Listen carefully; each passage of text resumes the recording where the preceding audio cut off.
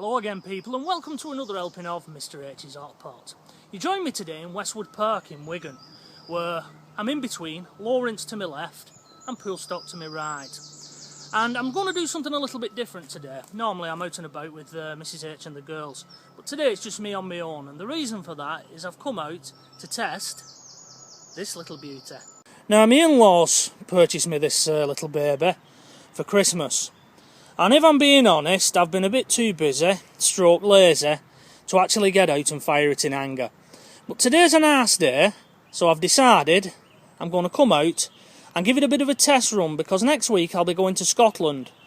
And we'll be stopping on the coast, and I'm going to do a bit of beach combing there, which I'll probably do some videos of that as well.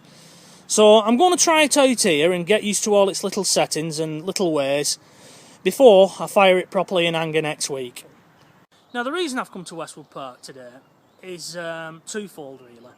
Number one, it's rather quiet this time of day, so there'll be nobody bothering me or getting under my feet. But secondly, and probably more importantly, I have a local knowledge of the area, because I used to come in these woods as a kid for walks with the dogs, climbing trees, building dens, all that kind of good stuff. So I know what parts have not been disturbed for a good many years, which is always important. Now the part I'm actually stood in here is part of the original Walmesley estate, as there used to be a big manor house here. And although I'm now going to go and have a little look round where I think the manor house used to be, looking at it from all maps, I don't think we can actually get on the site where the house was, simply because the council have built a new road through it, and I think that's where the house would have once stood. However, we can get into the wooded area, what used to be at the back of the house. And that little bit has remained undisturbed for at least 100 years. So you never know, we might turn something up there. If I'm honest, I'm not expecting to find anything of any value today, simply because it's the first time I've brought this metal detector out, and I'm not really familiar with how it works properly. And secondly, it's just a bit of fun, and you should never really expect to find things, otherwise you're just setting yourself up for disappointment. But anyway, I'll cut off now, because you're not really interested in listening to me rabbit on, are you? What you want to see is if we'll find anything. You never know, you just might be witnessing the Westwood Hoard being rediscovered. So let's crack on, shall we? Now what I'm going to do before I go any further is I'm going to test as everything's working. There's no point wandering around the woods for about 3 hours and find out my batteries are flat. So I've put a coin on the floor, a £1 coin there, and I'm just going to go over it now, and hopefully it should detect it. There you go. So I know everything's working, so now we can carry on with a happy heart. One of the things that one of my critics has levelled at me is that I bombard people with information. Oh. We may have a find though, so all that thought. I thought we'd had a bit of a find here in this hole, as I've just dug. As you can see, it's a fair distance, but whatever it is, it's still a fair distance down there, and there's a lot of bricks and things there, so I'm not prepared to go down any deeper, not with a little spade like I've got. You know, you need some heavy equipment to move all that rubble. I might cover that up and at some time return to it. I mean, there's, according to this here, it could possibly copper what's down there. As I say, there was an house on this, so who knows, maybe that's part of the pipework that was underground. Anyway, we'll carry on and see what else we can find. Hopefully I'll change the setting on the sensor and try and get it as it's not penetrating as deep. Yeah, whatever it is here, as you can hear there. Now that's not too deep according to this, so I think we'll discover that and see what that is. Well, that was a little bit disappointing really. Didn't find anything there. There's a lot of tree roots in, which makes it difficult for digging. So I'm going to try and go in the other woods now. I'm going to cross that road as I was telling you about and go in the woods behind where the house used to be. With a bit of luck we'll have more luck there. I'm now in the area behind what would have been the manor house. As you can see from this floor, you know, this doesn't look like it's been disturbed in years, so we may find something in this area, you never know. There we go. That's showing us iron, and it's showing us pretty deep. So I'm going to do, rather than waste my energy digging down to something that might be 2 metres, because I don't know how deep this metal detector will actually penetrate, I'm going to play about with the sensor on it, and it'll give me an indication how far I need to dig down and if it's worth digging. Usually iron isn't worth bothering about. And there's our first find.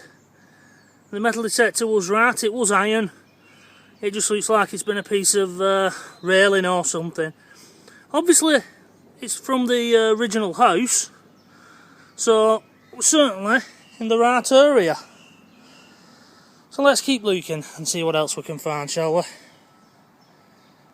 Now, one thing you should always do, which is good practice, is fill in the holes as you've dug. You know, don't just leave them there for some poor sod to fall down. I see that a lot on beaches when I take the dogs out and I'm out with Mrs H. You know, you get people beach combing and they just leave the holes for somebody else to fall in. I know the idea will be that the tide will fill them in, but that doesn't always happen.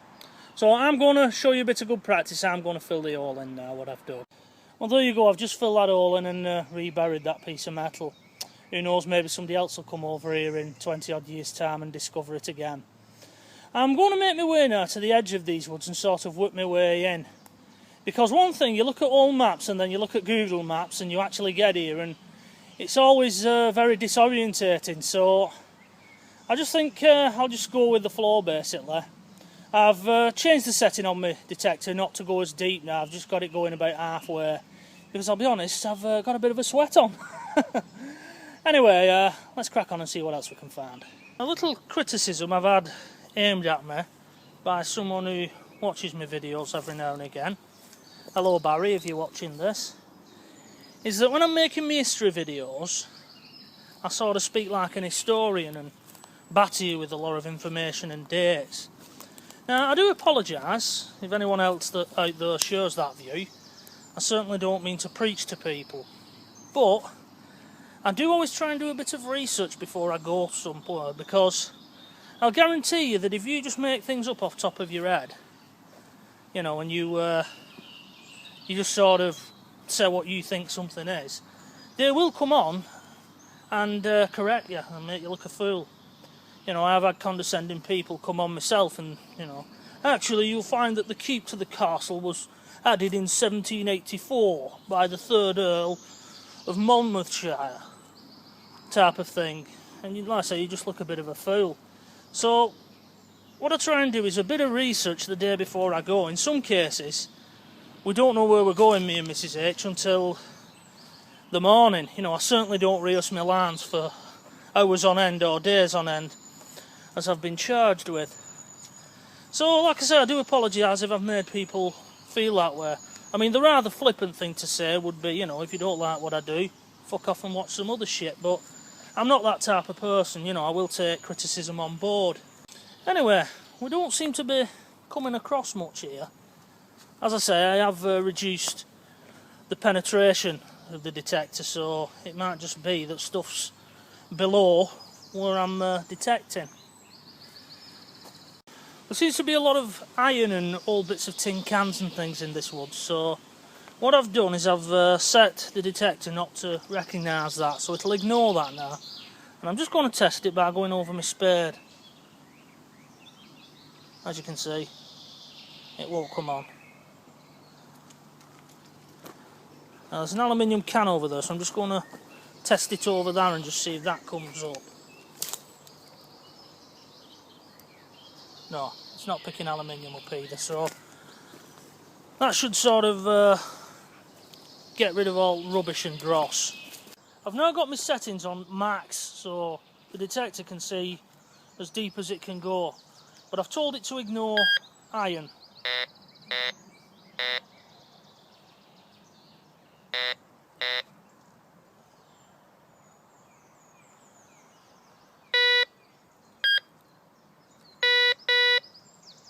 If something there and it's not too deep, so I'll have to knock off camera again and have a dig again, I suppose. It's hard bloody work, this.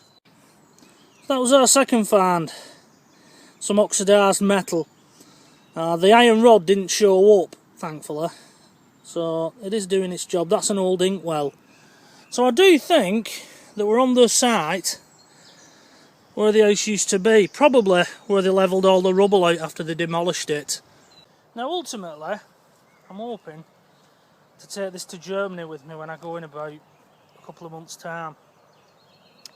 There's a place we go which I think is pronounced Prum or Preem, which is just over the Belgian border.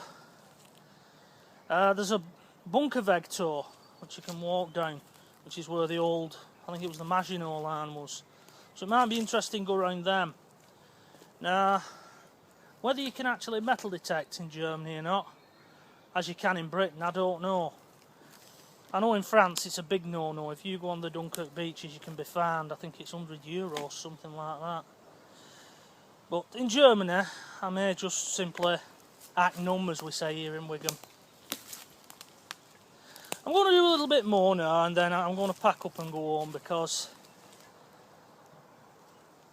there's only so much you can really show of this. You know, I've seen some really good videos by some metal detectors. Digger Dan is one, and his videos are just amazing, but you know, I'm only just starting out type of thing. So I think I'll leave it though with you guys, you know, and I'll get back to the car and I'll speak to you from there. So I'm going to do another half hour or so, just having a little mooch round. If I find anything of any interest, I'll be back with you. Well, here we are back at the old jalopy. It's been a good day and all. Not a bad metal detector actually, much better than one I used to have as a kid. You know, that was just a simple, you know, switch it on and away you went type of thing. Just getting used to the settings basically. As I say, I'll be away next week in Scotland where I'll try it out good and proper. And hopefully we'll find something will turn up better on the beach. One thing, it'll be easier digging on a beach than it has been in the woods. You come up against some of those roots and it jars on your old shoulder. You know, when I was a kid I'd have dug for hours looking for old bottles and things. A little bit different when you're about 43.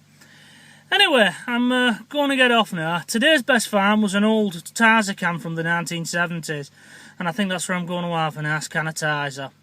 So, until the next time, when I'm out and about again, bye-bye for now.